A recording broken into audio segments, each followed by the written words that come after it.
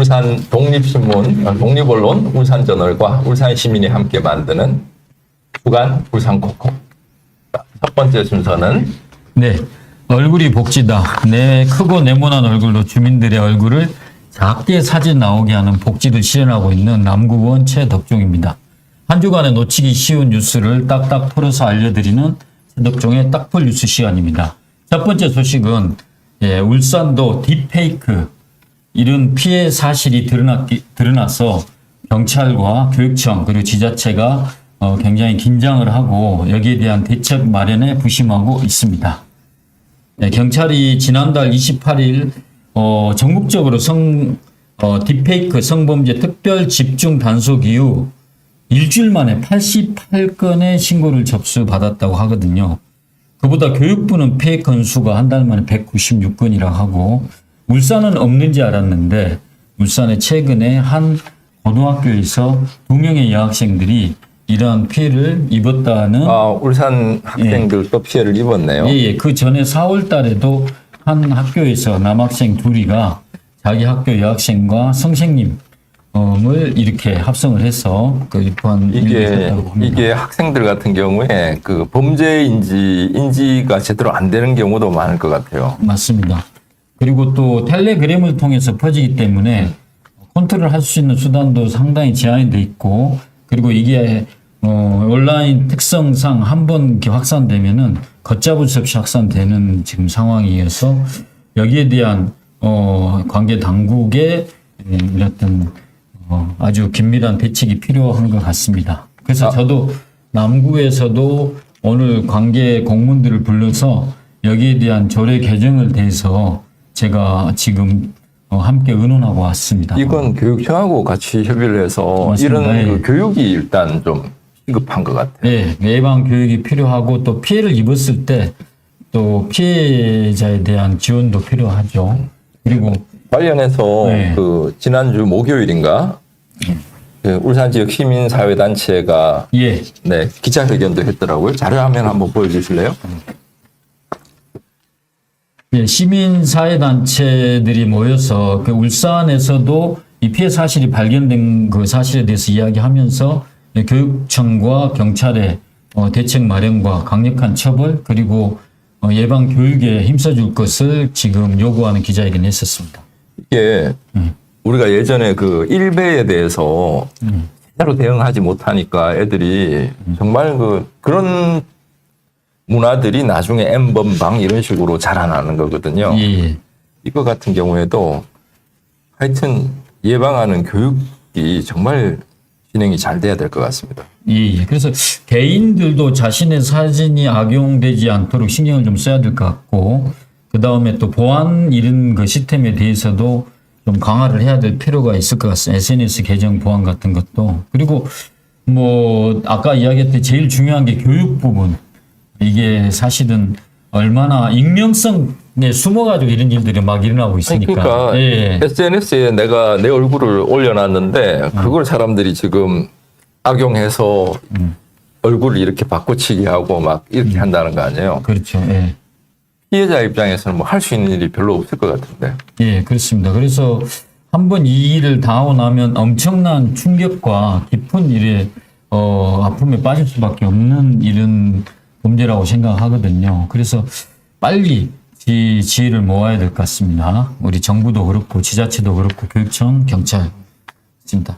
네, 두 번째 소식은 울산 남구 야암동에 803세대 규모의 재개발이 진행되고 아파트 단지가 진행되고 있는데 거기에 남구 주민이 70년 넘게 도로로 사용하던 길이 완전히 폐쇄됐습니다. 자료 화면을 한번 보여주시면 여기는 이제 그 피해를 입은 주민들이 울산시청에서 기자회견을 하면서 울산시청과 코롱건설 그러니까 시행사죠. 주민 동의 없이 막은 생활도로를 즉각 개방해라라고 이렇게 호소를 하고 있는 내용입니다. 다음 화면을 보여주시면 내용이 바로 저 모습인데 가운데 제가 빨간색으로 줄을 쳐놨는데 정 가운데 그 뒤에 있는 주택가에서 이쪽 새벽시장으로 사람들이 많이 이용하는 길이고 또 이쪽에 야음 사거리를 통해 가지고 출퇴근하신 분도 많은데 정말 간단하게 갈 길을 완전히 돌아서 가야 되는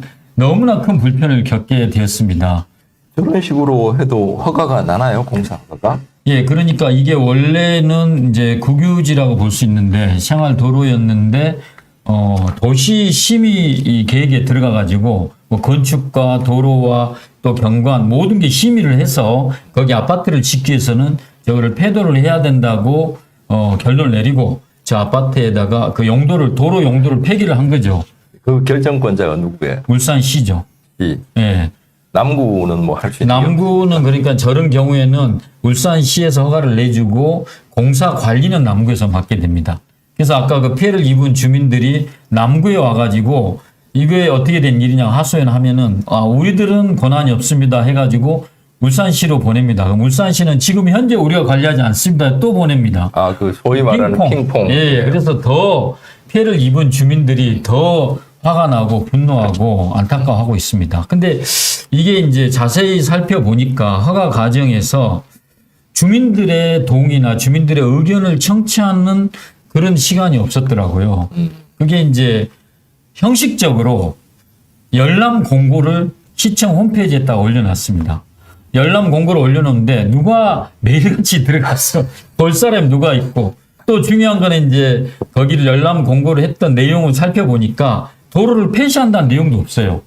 자세한 도면을 알려면은 담당과에 문의하세요 그 말만 있는 거죠. 뭐 어느 순간 그냥 길이 없어진 거고 그렇죠. 황당해하는 거잖아요. 그렇죠. 그런데 법적으로는 문제가 없다고 울산시에서는 이야기합니다. 왜냐하면은 폐쇄된 도로만큼 건축 그 회사에서 나중에 그 땅만큼 기부 체납하기로 돼 있다. 그리고 공사가 끝난 뒤에 그 길은 단지 내 도로로 해서 통행을 가능하도록 해주겠다. 이 이야기를 하는데 그러기 위해서는 3, 4년을 기다려야 되거든요. 네. 그러니까 그동안 주민들은 큰 불편을 감수해야 되는데 법적으로 문제가 없었다 하지만 너무나 주민들의 불편에 대해서는 전혀 신경 쓰지 않는 탁상 행정이었다고 볼 수밖에 없죠. 저는 공사가 시작이 되면 원래 있던 길이 없어진다는 걸 담당 공무원은 알았을 테고 그것 때문에 시민들이 불편하다는 것도 분명히 인지했을 텐데 이런 게 왜 이렇게 근데 이제 재개발 사업이랄지 또 광급공사 할 때마다 이런 갈등이 많이 일어났는데 우리나라 건축법 자체가 일단 시공하는 건축업계에 유리하게 돼 있더라고요. 그러니까 이게 어떤 거냐면 만약에 주민들의 동의를 얻고 이런 게 강화된다면 건설사 입장에서는 이거를 사업을 시행하기가 힘든 상황이 또 된다고 주장을 하거든요. 법주 측 그러니까 같이 그러니까 그렇게 울산시에서 이야기를 한다 이거죠. 그렇죠. 예, 그래서 제가 항상 그 남구에서도 이런 갈등이 있을 때 주장하는 거는 주민 입장에서 주민의 불편 있는지 없는지부터 그 허가의 조건에 들어가야 된다. 빨리 해결 방법을 찾아야겠네요. 현직 남구 의원이시잖아요. 예, 그래서 제가 여기 오기 전에 담당 공무원을 불러가지고 이 일에 대해서 따져 물고 왔습니다. 나좀 묻고만 와서 그래서 다양한 방법을 제시했어요. 왜냐하면은 그 통로를 이렇게 안전하게 공사도 안전하게 할 수 있도록 이렇게 터널식으로 해서라도 주민들이 다닐 수 있게 할 수 있지 않느냐. 그렇죠. 예를 들면 제가 서울에 LCT 막 이런 걸 짓고 할 때 그 얼마나 번화한데요. 롯데월드 있고 막 거기는 이렇게 약간 터널 같은 보행로를 확보를 해놓던데. 그러니까 이제 저도 이제 그런 의견을 제시하고 예를 들어 B08 지구 재개발을 하는 데는 도로 양쪽에 차단벽을 세워가지고 중간에 다닐 수 있게 하거든요. 그런데 이제 건축 허가과에서 이야기하는 거는 아파트 지하에다가 주차장을 만들기 때문에 중간을 그래 비워놓을 수가 없다는 또 이야기를 하고 있습니다. 아니 공사 계속 그 길을 하라는 게 아니라 사람들 보행로를 확보해놨다가 공사 어느 정도 가면 그렇죠. 옮기거나 이런 식으로 얼마든지 해야지. 방법이 있다고 생각합니다. 그래서 아까 그 사진 한번 더 보여주세요. 이 사진 보면 이게 중앙에 사시는 분들이나 이런 분들은 이게 몇 세대 아파트라 그랬죠? 803세대 아파트를 지금 건축하는 현장인데 굉장히 큰 그거라서 그렇죠. 예. 피해가 그런데 이제 관에서는 항상 이런 일이 나오면은 주민들이 와가지고 항의를 할 때 무슨 말 하냐면 행정소송을 하십시오 이렇게 이야기를 합니다. 그럼 결국 그 비용은 그 피해 주민들이 내야 되는 그런 상황이거든요. 근데 행정소송이란 말은 법적으로는 하자가 없다는 이제 자기들의 어떤 그 강한 의지 때문에 그렇게 하는데 사실은 이거는 법적인 문제가 아니라 주민들을 위해서 이 행정은 주민들의 불편이 최소화되는 게 제일 먼저 우선순위를 놓고 해야 되지 않나 이런 생각입니다. 그래서 그러니까 이것도 또한 감사 청구도 해봐야 되지 않겠나. 지자체장이 만약에 의지만 있다면 그렇죠. 예. 니들 말 안 들으면 다양하게 여러분들을 조질 여러 가지가 있다.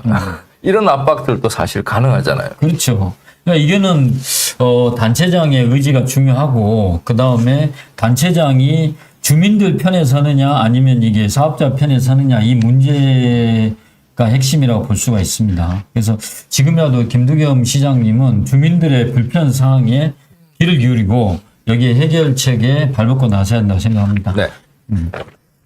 예, 다음 뉴스는 예, 어린이에 관련된 두 가지 뉴스가 있습니다.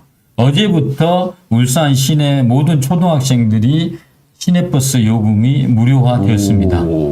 예, 그래서 편의점 등에서 어린이 교통카드를 구입하고 거기에 생년월일을 기입하기만 하면은 울산에 뭐 120 몇 개 시내버스 노선이 있는데 네. 모든 노선에서 무료로 이용할 수가 있습니다.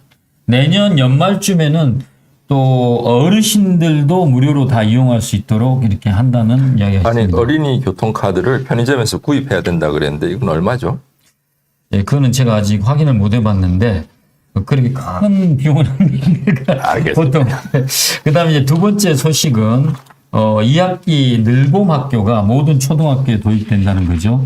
이게 이제 학교에 보면은 초등학교에 보면은 방과 후 학교라는 게 있고 또 직장 생활 어머니들을 위해서 돌봄 학교가 있거든요. 네. 이 두 가지를 통합해 가지고 늘봄 학교라고 합니다. 아, 늘 돌봄 이런. 예, 그래서 뜻이겠네요. 늘봄 학교인데 이게 전국적으로 시행되는데 올해는 초등학교 1학년 전체를 대상으로 시행되거든요. 네. 그래서 이게 좀 처음에 시작할 때는 이거를 관리할 실장들이 준비가 안 돼 있다. 갑자기 시작하려고 하니까 무려 120 뭐 이게 학교에서 시작을 해야 되는데 신청을 해서 과연 엄마들이 얼마나 신청할 건가 이런 그 우려를 많이 했는데 82.2% 그러니까 약 초등학교 1학년이 울산에 8,200 몇 명 있는데 그중에 7,166명이 신청을 했다는 겁니다. 거의 다 신청을 했다는 거고 상당히 지금 이 돌봄이 필요한 상황이라는 거죠. 그리고 또 그 울산시에서 여기 뉴스는 안 나왔는데 덧질로에 우리 그 달동 근처에 보면은 24시간 365일 긴급 돌봄하는 것도 이번에 이렇게 문을 열었습니다. 그 정말 예. 정말 좋은. 예, 거다. 그러니까 부모님이 급하게 아이 돌봄이 필요한 경우가 있잖아요. 네. 그럴 때 신청서를 써가지고 하면은 360일 24시간 언제든지 돌봄 서비스를 이용할 수 있는 것도 이번에 문을 열었습니다. 야, 그건 뭐 정말 이 사실을 학부모님들이 많이 알아야 될 것 같아요. 예, 예. 이게 교육청이나 이런 학교 학부모들을 통해서 이렇게 하고 또 이게 이제 올해 시행을 한 다음에 늘봄 학교는 내년에쯤에는 2학년까지 확대를 하고 2026년까지는 6학년까지 전교생의 늘봄 학교를 확대할 계획입니다. 그래서 지금 1학년만 시행하는데도 도담 교실이라 해가지고 뭐 오카리나를 배운다 할지 다른 악기를 배운다 할지 여러 가지 프로그램을 하면서 약 571개 프로그램을 개설했고 550여 개 개설했고 필요한 선생님을 571명을 확보했다는 겁니다. 야, 이 예산도 대단할 것 이게 같은데. 이제 국가 사업이기 때문에 네. 이게 국비를 또 많이 한다고 합니다. 그리고 또 이제 각 지자체별로 다 함께 돌봄이라는 게 있어요. 이게 복지 사업은 제가 이렇게 들여다보면 비슷비슷한 사업이 되게 많거든요. 근데 이게 좀 정리가 돼서 정보가 정확히 전달돼야 될 것 같습니다. 늘봄 학교는 교육청에서 학교마다 모든 1학년 대상으로 하는 아침 8시부터 저녁 8시까지 하는 거고 아까 말한 긴급 돌봄하는 365일 24시간 하는데 긴급 돌봄 센터가 있고 그다음에 또 다 함께 돌봄은 각 지자체별로 학교가 아닌 다른 장소에서 하고 있습니다. 알겠습니다. 예. 그래서 우리 이런 여러 가지 시책을 통해서 아이 키우기 좋은 또 울산이 됐으면 좋겠고, 그래서 저출산, 지역 소멸 이런 문제가 조금씩이라도 해결됐으면 좋겠습니다. 예, 마지막인데 이런 제목을 달아봤습니다. 울주군이기 때문에 가능한 정책들. 그 두 가지를 최근에 이제 조례가 만들어진 것을 설명해 드리겠습니다. 하나는 더불어민주당 한성환 구의원이 발의한 건데, 고령 운전자가 면허증을 반납하면은, 시에서는 얼마를 지급해 주신지 혹시 아십니까? 10만 원 주나요? 오! 정확히 맞췄습니다. 어디선가 들어본 것 같아요. 10만 원 선불 교통카드를 지원해 주거든요.